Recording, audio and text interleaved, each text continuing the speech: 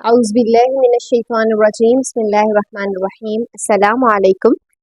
तावीलुल Quran series ये हमारी दूसरी क्लास है। कल हमने जाना था कि हमने तफसीरुल कुरान की जगह तावीलुल कुरान का नाम क्यों रखा है कुरान पाक को समझने के लिए, और आज जो है हम अपनी इस क्लास की शुरुआत यानी कुरान पाक के असल मकसद तक पहुँचने के लिए हम जो शुरुआत कर रहे हैं वो तावुज़ और तस्मिया से कर रहे हैं। तावुज़ और तस्मिया इन दोनों से आप बखूबी वाकिफ़ हैं।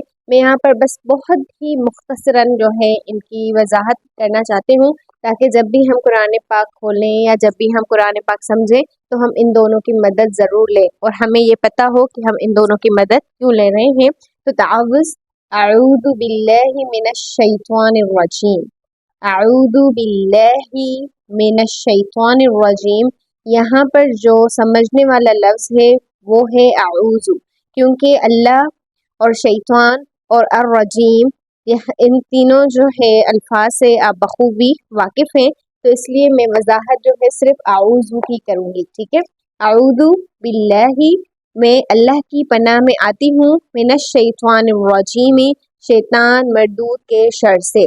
शैतान मरदूद यानी अल्लाह की रहमत से जो निकला हुआ शैतान है उसके शर से मैं अल्लाह की पनाह में आती हूँ। पहले लफ्ज़ पनाह को समझें। ठीक है देखें, जब बाहर बहुत बारिश हो रही हो और हर तरफ से आंधी हो, हर तरफ से तूफान हो, इस तरह से हमला, उस तरफ से हमला, इस तरफ से हमला, कभी हवा का, कभी गंदगी का, कभी मिट्टी का, कभी बारिश के कतरों का, तो जब इतने सारे हमले आपस में, जो सख्त बारिश होती है, मैं उसकी मिसाल दे रही हूँ जिसमें नुकसान भी होते हैं, तो जब इतने सारे हमले हों तो हम क्या करते हैं, हम तहफ़्फ़ुज़ ढूंढते हैं, हम पनाह लेना चाहते हैं किसी छत की, किसी कमरे की, किसी घर की। तो तो जब हमारे ऊपर बहुत सारे हमले हों तो हम जो है किसी की पनाह में आते हैं।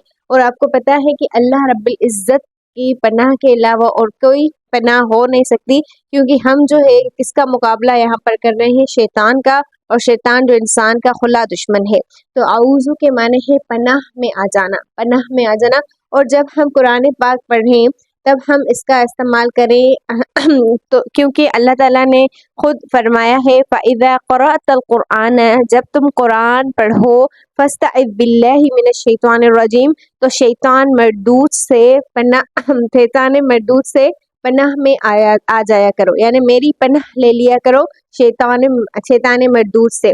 तो ये जो है आऊज़ु, इसको समझने के लिए मैं यहाँ पर आपको दो मिसालें दूंगी। सबसे पहले आप एक लफ्ज़ समझे, यहाँ पर आइज़ुन, आइज़ुन, आइज़ुन इसी मादे से यानी आऊज़ु के ही मादे से बना है आइज़ुन। इसके माने होते हैं एक नया बच्चा, नौमौलूद बच्चा जो अभी अभी पैदा हुआ हो, यानी ऐसा बच्चा जो अपनी माँ की हिफाजत में हो, उससे कहा जाता है अरबी में आइज़ुन, आइज़ुन। तो अपनी माँ की हिफाजत में आया हुआ बच्चा, अभी अभी पैदा हुआ बच्चा जिसकी हिफाजत माँ कर रही है, उसे आइज़ुन कहा जाता है। ठीक है, इसी तरह एक और लफ्ज़ है यहाँ पर अल मुअव्विज़, अल मुअव्विज़ कहा जाता है ऊँटों की चरागाह जो पास ही हो। देखें, जब आप में आपके कोई चौपाए हो या ऊँट हो खासकर, और जब वो आपके कहीं दूर जो है चरने के लिए जाएं तो एक ख़तरा होता है या एक टेंशन, एक परेशानी होती है कि हिफाजत से होंगे या नहीं, यानी कि हिफाजत करना दूर से मुश्किल होता है। लेकिन जब ऊँटों की चरागाह जो है सामने हो तब क्या होता है, आसानी होती है, यानी वो हिफाजत में होते हैं, मालिक की नज़र में होते हैं। तो इसलिए अल मुअव्वज़ कहते हैं ऊँटों की चरागाह को जो पास ही हो। तो ये दो लफ्ज़ थे, ये मैंने इसलिए यहाँ पर कोट किए ताकि हमें आऊज़ु समझना आसान हो जाए। तो जब भी हम कुरान पढ़ें तो हम अल्लाह की हिफाजत में आएँ। लेकिन क्यों कुरान के पढ़ते वक्त, क्यों? कुरान तो नेकी है, नेकी करते भी हम शैतान से जो है बचें। तो उसका मैं एक ही आपको जवाब दूंगी, वो ये कि जब हम कुरान पढ़ते हैं तो शैतान जो है वो हम पर ज़्यादा गलबा करना चाहता है या हम पर जल्दी आ जाता है, हम पर ज़्यादा हमले करता है, क्योंकि वो चाहता है कि हम अल्लाह ताला के कवानीन, अल्लाह ताला के बताए हुए रास्ते से दूर रहें। क्योंकि शैतान का वादा हुआ है अल्लाह ताला से कि वो जो है उसके बंदों में से अपने लिए चुनेगा, यानी गुमराह करेगा। तो वो गुमराह करना चाहता है, और अगर हम गुमराह नहीं होना चाहते तो हमें कुरान से चिमटना है।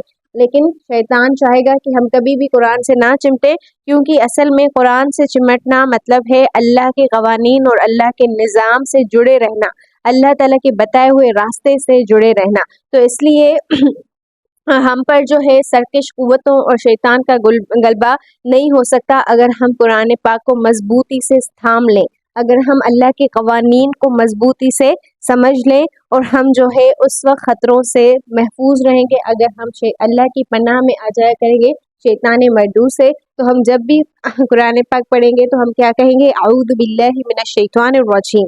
اور دوسری جو یہاں پر آیت ہے وہ ہے تسمیہ، جو جسے آپ واقف ہیں، بسم اللہ الرحمن الرحیم، بسم اللہ الرحمن الرحیم۔ یہاں پر اللہ تعالیٰ نے اپنے بہت ہی خوبصورت 3 نام بتائے ہیں، ایک ہے اللہ، دوسرا ہے الرحمن، اور تیسرا ہے الرحیم۔ الرحمن الرحیم کی وضاحت ہم سورہ فاتحہ میں دیکھیں گے، الحمدللہ رب العالمین الرحمن الرحیم، تو ان کی وضاحت ہم سورہ فاتحہ میں دیکھیں گے۔ اللہ کی وضاحت بھی جو ہے ہم انشاءاللہ کبھی دیکھیں گے۔ ابھی جو ہے ہمارا فوکس ہے وہ ہے بسم پر، بسم اور ساتھ میں اللہ پر بھی۔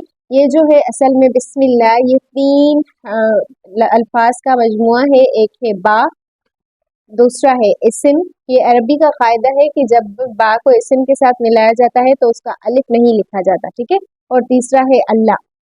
یہ تینوں نوٹ کر لیں، با، اسم اور اللہ۔ با کے معنی ہوتے ہیں عربی میں ساتھ کے، اسم یعنی نام، یعنی اللہ یعنی اللہ، اللہ کے نام کے ساتھ، اللہ کے نام کے ساتھ۔ اور اللہ کون اللہ؟ رحمان الرحیم، اللہ کے نام کے ساتھ۔ اس کے معنی کیا ہوں گے؟ رحمان الرحیم، اللہ کے نام کے ساتھ۔ یعنی کہ یہاں پر جو ہم اردو میں ترجمہ دیکھتے ہیں بسم اللہ کا، وہ ہم کیا دیکھتے ہیں؟ میں شروع کرتی ہوں اللہ رحمان الرحیم اللہ کے نام کے ساتھ، لیکن شروع کرنے کے لیے یہاں پر کوئی بھی عربی لفظ نہیں ہے۔ اگر آپ غور کریں یہاں پر ہے ساتھ نام اللہ رحمان الرحیم کے، شروع کرنے کے لیے کوئی بھی لفظ نہیں ہے۔ اصل میں اس لفظ کو یہاں پر یعنی بسم اللہ سے پہلے محذوف سمجھا جاتا ہے، یعنی جو لکھنے میں نہیں آتا، بس انڈرسٹوڈ ہوتا ہے، بس پتہ ہوتا ہے کہ میں کہنا کیا چاہ رہی ہوں، تو میں کیا شروع کرتی ہوں اللہ رحمان الرحیم کے نام کے ساتھ، وہ کام بھی نہیں بتایا گیا۔ مثلا اگر میں پڑھ رہی ہوں تو بسم اللہ الرحمن الرحیم، میں اللہ رحمان الرحیم کے نام کے ساتھ پڑھتی ہوں، اور اگر میں لکھ رہی ہوں تو میں اللہ کے نام کے ساتھ لکھ رہی ہوں جو رحمان اور رحیم ہے۔ اور اگر میں اسی طرح کوئی بھی نیک کام کر رہی ہوں تو میں اللہ تعالیٰ کے خوبصورت ناموں کے ساتھ اس کام کی شروعات کروں گی۔ اس حساب سے آپ صلی اللہ علیہ وآلہ وسلم نے فرمایا کہ جو کام اللہ تعالیٰ کے نام کے ساتھ شروع کیا جائے وہ برکت والا ہوتا ہے۔ اور اسی طرح یوں سمجھیں کہ اگر ہم اللہ کا نام نہیں لیں گے کسی کام کے شروع میں تو وہ اس میں برکت نہیں رہے گی۔ اور دوسرا یہ کہ اگر ہم اللہ کے نام سے کام شروع کریں گے تو ہم کبھی بھی گناہ اور برائی کا کام نہیں کریں گے، یہ سمجھیے گا، ہم کبھی بھی کسی برائی اور گناہ کے کام میں اللہ کا نام نہیں لیں گے۔ اور اگر ہر کام میں ہمیں اللہ کا نام لینے کی عادت ہو یا محبت ہو تو ہم جو ہے کوشش کریں گے کہ ہم کوئی بھی برائی کا کام نہ کریں، صحیح ہے؟ تو اس لیے بسم اللہ الرحمن الرحیم کا شروع کرنا بہت ہی افضل ہے ہر کام سے پہلے، خاص کر جب اللہ کی کتاب پڑھی جائے، وہ اس لیے کہ اللہ تعالیٰ نے اپنی پہلی آیت جو ہمیں سکھائی تھی آپ صلی اللہ علیہ وسلم کے ذریعے، وہ کیا تھی؟ اقرأ بسم ربک الذی خلق۔ وہ کیا تھی؟ اقرأ بسم ربک الذی خلق، پڑھو اپنے رب کے نام کے ساتھ جس نے تمہیں پیدا کیا، پڑھو اپنے رب کے نام کے ساتھ۔ تو اس بات پر، اس حکم پر عمل ہو رہا ہے اگر ہم اللہ کے نام کے ساتھ قرآن پاک کے پڑھنے کی شروعات کر رہے ہیں۔ اور بسم اللہ الرحمن الرحیم تمام صورتوں کا حصہ ہے۔ یہ الگ بات ہے کہ اس میں اختلاف ہے کہ اس صورت کا حصہ ہے یا الگ ہے، اس پہ ہم ابھی بات نہیں کرتے۔ ابھی کے لیے جو ہے کہ ہر سورہ شروع کرنے سے پہلے ہم اللہ کے ان تینوں ناموں سے شروعات کرتے ہیں سوائے سورہ توبہ کے۔ اس کے بعد سورہ توبہ کے ساتھ سورہ تسمیہ نہ لگنا بھی، اس کے پیچھے بھی وجوہات ہیں، وہ ہم تب دیکھیں گے جب ہم سورہ توبہ پڑھیں گے انشاءاللہ۔ ابھی کے لیے بس یہ سمجھیں کہ یہ اللہ کے حکم کی تکمیل ہے، اور اس سے ہم برے کاموں سے بچے رہیں گے، اور اس سے جو ہے ہمارے کاموں میں برکت ہوگی۔ اور ایک دوسری بات، یہ فطرت کی آواز ہے، یہ ایک پکار ہے، یہ ایک دعا ہے جو نہ صرف ہمیں دی گئی ہے بلکہ ہم سے پہلے والے جو قومیں تھی اس سے بھی ہمیں ملتا ہے۔ مثلاً میں آپ کو ایک مثال دیتی ہوں حضرت نوح علیہ السلام کی۔ آپ کو پتہ ہوگا کہ حضرت نوح علیہ السلام نے ایک کشتی تیار کی تھی، اور اس کشتی میں سوار کرنے کے بعد حضرت نوح علیہ السلام نے اللہ سے دعا مانگی تھی، بسم اللہ مجریہا و مرساہا ان ربی لغفور رحیم۔ بسم اللہ کے نام کے ساتھ اس کا چلنا اور اس کا رکنا ہے، اس کشتی کا چلنا اور رکنا اللہ کے نام کے ساتھ ہے۔ تو یہ حضرت نوح علیہ السلام کے وقت کی آیت ہے۔ اسی طرح حضرت سلیمان کے دور میں ہمیں ملتا ہے، جب حضرت سلیمان علیہ السلام نے ملکہ سبا کی طرف اپنا خط بھیجا تھا، اور حضرت سلیمان علیہ السلام نے اس خط کی شروعات کیسے کی تھی؟ بسم اللہ الرحمن الرحیم، اور پھر جو ہے آگے اپنا جو بھی انہیں کہنا تھا وہ لکھا تھا۔ تو یوں سمجھیں کہ یہ جو ہے نہ صرف ہمیں دیا گیا ہے، بلکہ یہ فطرت کی آواز ہے جو ہر انسان کو شروع سے ہی دی گئی ہے۔ یہ بہت ہی خاص آیت ہے۔ تو ان دونوں چیزوں کو ہمیں ساتھ میں لے کر چلنا ہے، اور انشاءاللہ کوشش کرنی ہے کہ ہر اچھے کام سے پہلے اللہ کا نام لیں، اور جو ہے ہم شیطان مردود سے بھی اللہ کی پناہ میں آ جایا کریں، جب بھی ہم خاص کر اللہ کی کتاب کو سمجھیں، یا پھر جب بھی ہم خاص کر کوئی بھی نیکی کا کام کریں، کہ شیطان اس میں رکاوٹ نہ بنے۔ کل ہم انشاءاللہ سورہ فاتحہ کو سمجھنا شروع کریں گے، یا پھر کل ہم انشاءاللہ قرآن کے بارے میں موٹی موٹی باتیں سیکھیں گے۔ تب سمجھنے کے لیے جڑے رہیں ساتھ۔ السلام علیکم۔